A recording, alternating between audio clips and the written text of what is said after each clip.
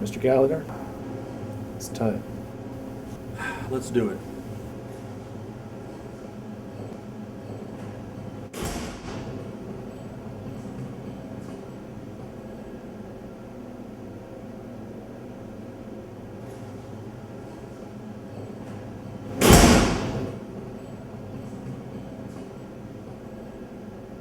Every choice has a consequence.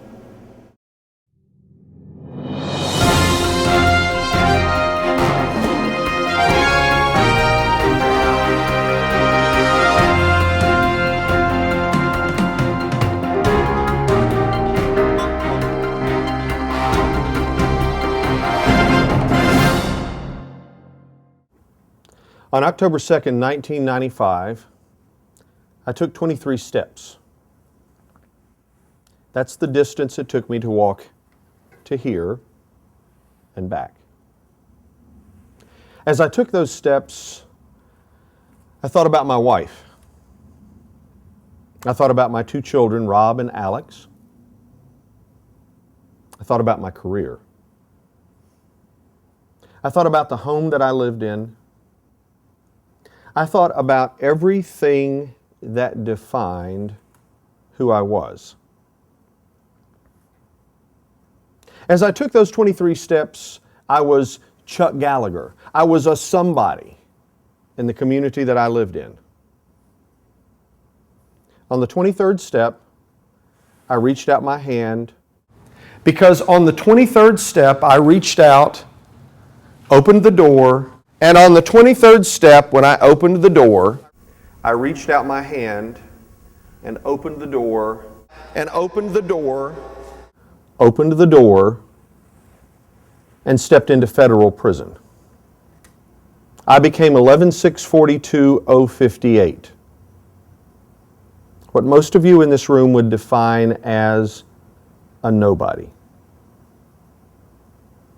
Every choice has a consequence.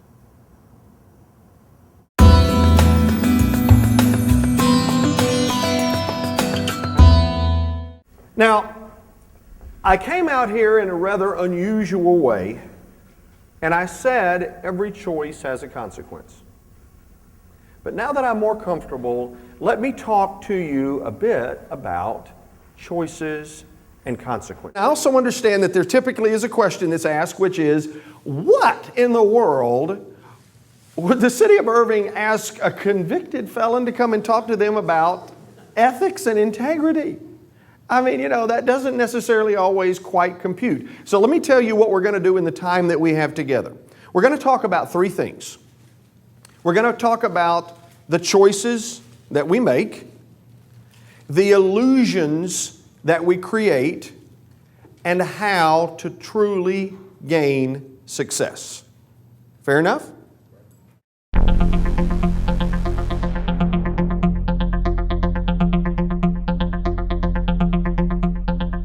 Because in order to get there, there were choices that I made that I had to suffer the consequence for.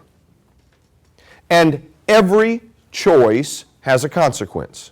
We're going to talk about choices because every choice has a consequence.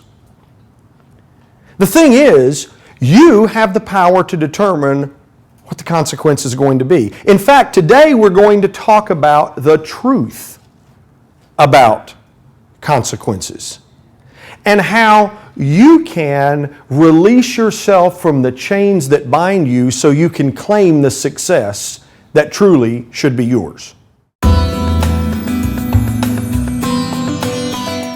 So let me do this, because to put this in a frame of reference for a meeting that we're having today when we're talking about choices and consequences and ethical behavior, one of the things we learned was the power of leverage. Okay? And one of the things that came out of the power of leverage was something like this. Let me see if I can get this right. I kind of remember one of the instructors going through this. You buy the most expensive house that you can barely afford. Because as time goes on, once you have the job, of course that's the way you're going to qualify to be able to buy the house that you can barely afford. Once you have that job, two things should take place. One, if you're doing a good job, your income should rise, right? Secondly, if you continue to make your house payments in a timely manner, that's a good thing to do, then eventually what happens is you start paying more toward the principal, which means the debt on the house goes down while your income is rising, and the divergence between the two means you have more equity, and if you have more equity, you have more ability to borrow money to buy more stuff, because he or she who has more stuff is more important. Now, I know that everybody doesn't buy into that, but you'd be surprised how many who do. The bigger the house, the flashier the car, the cooler the clothes, the neater the watch, fancier the shoes, all of those things are things that people will judge your level of success, your level of importance, your level of somebodyness. And I bought into it hook, line, and sinker.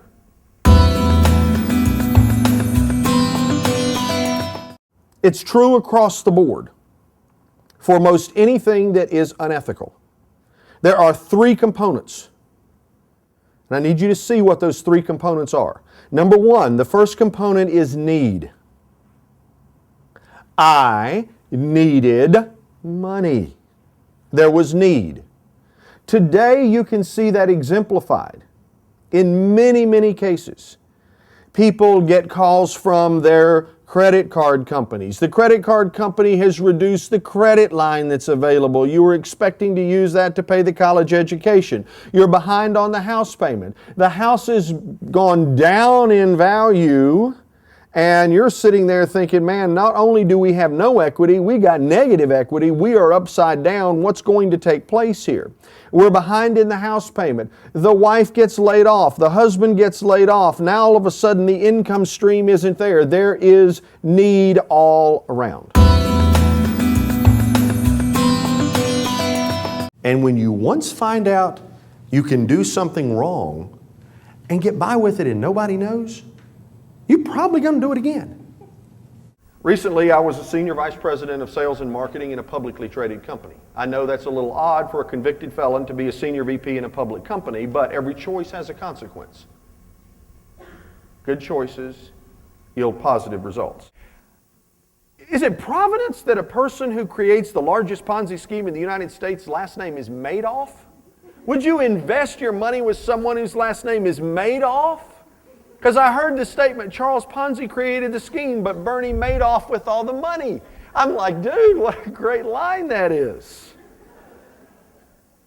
But when it took place, there is a point at which you can get so caught up in your own illusion that you begin to believe that what you know is wrong is okay or is right.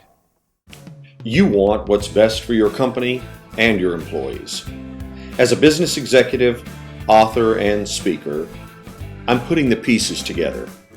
I share straight talk about ethics, corporate social responsibility, choices, and success.